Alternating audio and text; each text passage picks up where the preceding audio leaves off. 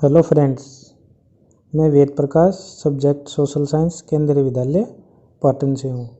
आज हम class 10th के चैप्टर नंबर 7 के बारे में अध्ययन करेंगे। चैप्टर का नाम है आउटकम्स ऑफ डेमोक्रेसी। सबसे पहले हम जानते हैं कि व्हाट इज डेमोक्रेसी। डेमोक्रेसी क्या है? डेमोक्रेसी यानी लोकतंत्र। लोकतंत्र में किसकी भागीदारी होती है? आपने पिछली क्लास में अध्ययन किया होगा कि डेमोक्रेसी में पीपुल्स की भागीदारी होती है। डेमोक्रेसी का अर्थ है by the people, for the people, to the people, यानी जनता का जनता के लिए, जनता के द्वारा किया जाने वाला शासन। यह परिभाषा अब्राहम लिंकन के द्वारा दी गई है। जैसे आपकी क्लास में किसी को मॉनिटर बनाना हो तो आपको वोटिंग करनी होती है।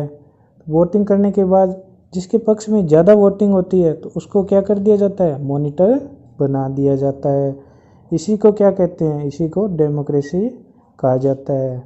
और तो डेमोक्रेसी में क्या होती है? लोगों की प्रत्यक्ष रूप से भागीदारी होती है। जैसे पीपुल्स के द्वारा रूलर्स को चुना जाता है। रूलर्स को चुनने के बाद क्या होता है? रूलर्स को चुनने के बाद उनसे क्या बनाई जाती है? गवर्नमेंट बनाई जाती है। और गवर्नमेंट क्या करती है? गवर्नमेंट फिर कंट्री को चलाती है। नियम या जो भी डिसीजन वगैरह लेने होते हैं वो लेती है। उसी से क्या चलती है? गवर्नमेंट चलती है। और जिससे क्या होता है? जिससे डायरेक्ट या इनडायरेक्ट रूप से जनता की क्या होती है? गवर्नमेंट में भागीदारी होती है। डेमोक्रेसी में पीपुल्स की कुछ आशाएं होती है। उनमें सबसे महत्वपूर्ण है कि रूलर्स उनके द्वारा चुना जाए, यानी लोगों के द्वारा, सिटीजन के द्वारा रूलर्स को चुना जाए। और जो भी डिसीजन लिए जाते हैं डायरेक्ट और इनडायरेक्ट रूप से सिटीजन की भागीदारी होनी चाहिए। डेमोक्रेसी को जानने के बाद हम इस चैप्टर में 3 महत्वपूर्ण पॉइंट दिए गए हैं। अकाउंटेबल गवर्नमेंट, रिस्पॉन्सिव गवर्नमेंट और लेजिटिमेट गवर्नमेंट के बारे में बताया गया है। सबसे पहले हम अकाउंटेबल गवर्नमेंट के बारे में जानते हैं। अकाउंटेबल का मतलब है उत्तरदायी या जवाबदेही।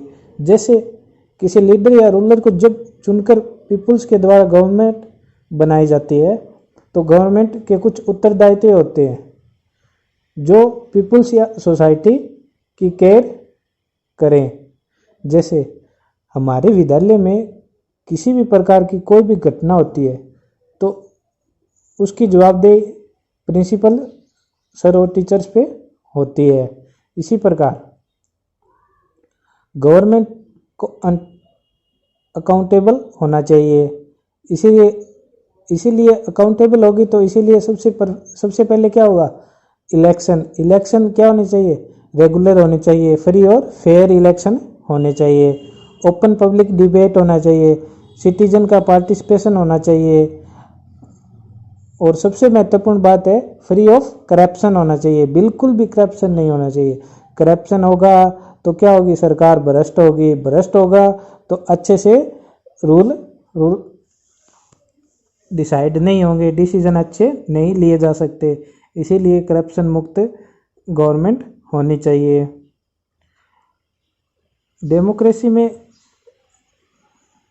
डिसीजन लेने में कुछ टाइम तो लगता है, लेकिन जो डिसीजन लिए जाते हैं वो क्या होते हैं? अच्छी क्वालिटी के होते हैं। उनमें जनता की प्रत्यक्ष रूप से भागीदारी होती है। जैसे एक उदाहरण से समझते हैं हम। हिटलर को जब पोलैंड पर हमला करना था तो उस हिटलर ने डायरेक्ट डिसीजन ले लिया। लेकिन जब इस मामले में भारत को जब पाकिस्तान पर हमला करना हो तो क्या करना पड़ता है? कि हमला करना हो तो डिसीजन लेने में थोड़ा टाइम लगता है, लेकिन जो डिसीजन लिया जाएगा वो क्या होगा? परफेक्ट होगा। इसीलिए डेमोक्रेसी सरकार में, डेमोक्रेसी गवर्नमेंट में सबसे महत्वपूर्ण ये है कि डिसीजन जो लिए जाते हैं वो उनमें कुछ टाइम तो लगता है, लेकिन जो डिसीजन लिए जाते हैं वो गुड क्वालिटी के होते हैं। उनमें कोई संदेह नहीं होता है। साथ ही क्या रहना चाहिए, गवर्नमेंट को रिस्पॉन्सिव गवर्नमेंट होना चाहिए, क्योंकि सोसाइटी या जनता को क्या रिक्वायरमेंट है, इसीलिए गवर्नमेंट को सिटीजन के प्रति रिस्पॉन्सिव होना चाहिए। साथ ही निर्णय में ट्रांसपेरेंसी होनी चाहिए, जो भी डिसीजन लिए जाए उनमें क्या होनी चाहिए, ट्रांसपेरेंसी होनी चाहिए, जिससे करप्शन को बढ़ावा न मिले और कंट्री के सभी सिटीजन को इसका बेनिफिट मिल सके। और गवर्नमेंट द्वारा सिटीजन को ध्यान में रखते हुए वर्क करना होगा और जिससे गवर्नमेंट रिस्पॉन्सिव बने। अभी तक हमने अकाउंटेबल और रिस्पॉन्सिव गवर्नमेंट के बारे में जाना है। अब हम लेजिटिमेट गवर्नमेंट के बारे में जानते हैं। लेजिटिमेट गवर्नमेंट किसे कहते हैं? यह एक प्रकार से लेजिटिमेट गवर्नमेंट ही डेमोक्रेसी गवर्नमेंट होती है। लेजिटिमेट गवर्नमेंट किसे कहते हैं? एक प्रकार से लेजिटिमेट गवर्नमेंट ही डेमोक्रेसी गवर्नमेंट होती है, क्योंकि डेमोक्रेसी गवर्नमेंट अन्य सभी गवर्नमेंट से बेटर है, क्योंकि उसमें सिटीजन को सेंटर माना जाता है, केंद्र बिंदु माना जाता है सिटीजन को, और उसी को ध्यान में रखते हुए सभी डिसीजन लिए जाते हैं और उसी पे सभी जनता यानी सिटीजन पर सभी डिसीजन फोकस करते हैं। डेमोक्रेटिव गवर्नमेंट सिटीजन की अपनी गवर्नमेंट होती है। डेमोक्रेटिव गवर्नमेंट सिटीजन की अपनी गवर्नमेंट होती है। इसमें सिटीजन डायरेक्ट या इनडायरेक्ट रूप से भागीदार होता है।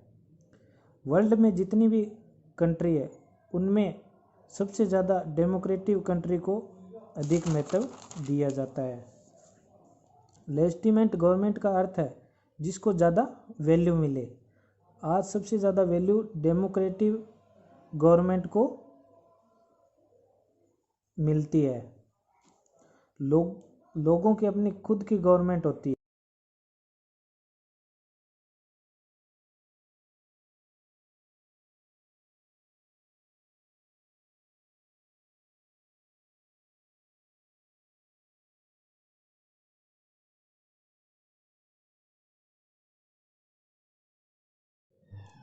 पेज नंबर 92 में साउथ एशिया की कुछ कंट्री पर ध्यान दिया गया है।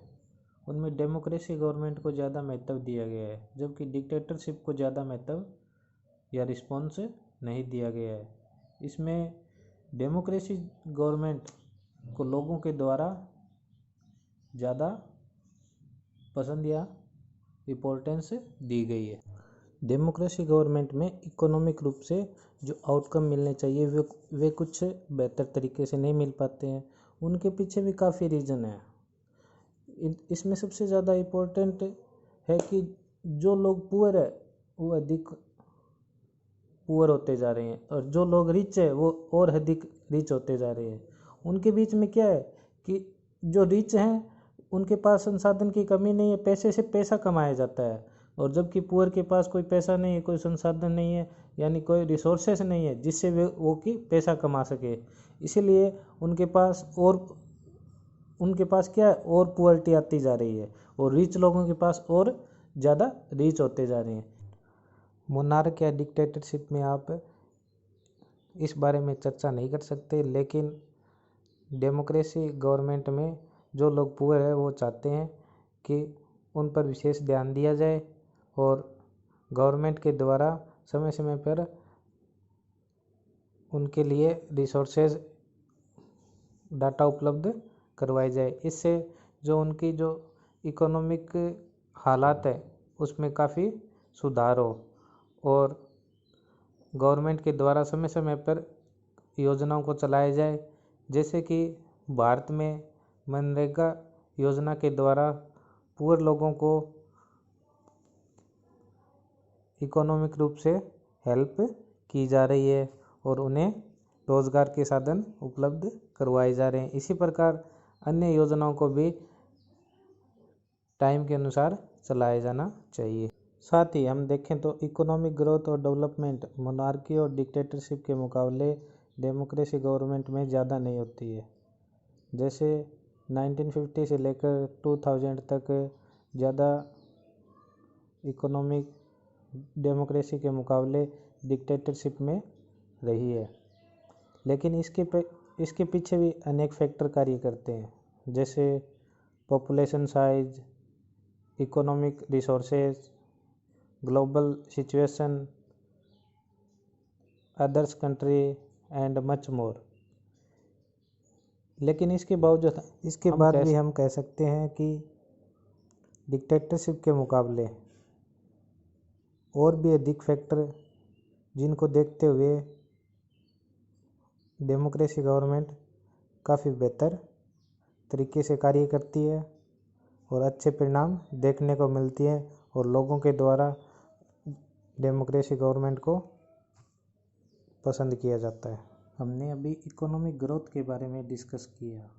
अब हम इक्वलिटी और सोशल डाइवर्सिटी के बारे में डिस्कस करते हैं। इक्वलिटी के मामले में डेमोक्रेसी गवर्नमेंट पॉलिटिकल रूप से तो काफ़ी बेटर है, लेकिन इकोनॉमिक रूप से अच्छा वर्क नहीं कर पा रही है। जैसे कोई भी इलेक्शन लड़ सकता है, सभी को वोटिंग का अधिकार है, लेकिन इकोनॉमिक रूप से आज भी लोगों में काफ़ी डिफरेंस है। लेकिन डेमोक्रेसी गवर्नमेंट में सोशल डाइवर्सिटी में काफ़ी इम्प्रूव देखने को मिला है। सोशल डाइवर्सिटी अर्थात सामाजिक विविधता, इसमें डेमोक्रेसी गवर्नमेंट में सोशल डाइवर्सिटी को कम कर दिया गया है। जैसे वुमेन को जो अधिकार प्रदान हुए, जिस तरह से सोसाइटी या कंट्री साथ ही साथ वर्ल्ड में वुमेन की जो भूमिका हर क्षेत्र में इम्प्रूव हुई है और मैन और वुमेन के बीच में जो डिफरेंस को ख़त्म कर दिया गया है, यानी बिल्कुल लगभग समाप्त कर दिया गया है।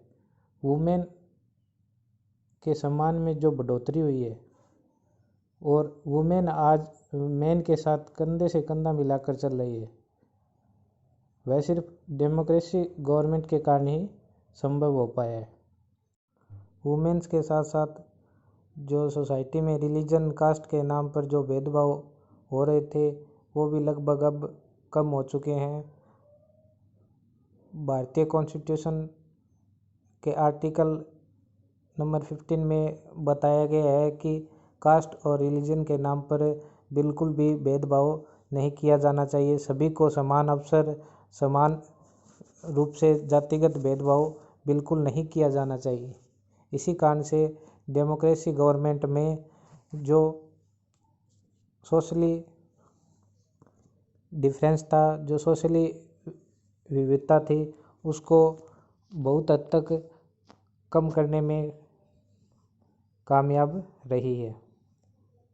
इसीलिए हम कह सकते हैं कि सोशल डाइवर्सिटी और अनइक्वलिटी के मामले में डेमोक्रेसी गवर्नमेंट काफ़ी हद तक अच्छा वर्क किया है और काफ़ी हद तक सोशल डाइवर्सिटी को कम करने में कामयाब हुई है। आगे भी मेजॉरिटी और माइनॉरिटी दोनों वर्गों को साथ मिलकर कार्य करना होगा, जिससे सोशल डाइवर्सिटी को कम किया जा सके।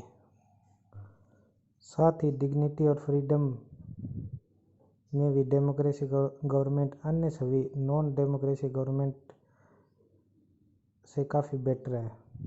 इसमें लाइफ को अपने तरीके से जीने का फ्रीडम मिलता है और एक दूसरे का आदर किया जाता है। सभी को इक्वलिटी रूप से देखा जाता है, सभी को समान रूप से अधिकार प्रदान किए जाते हैं।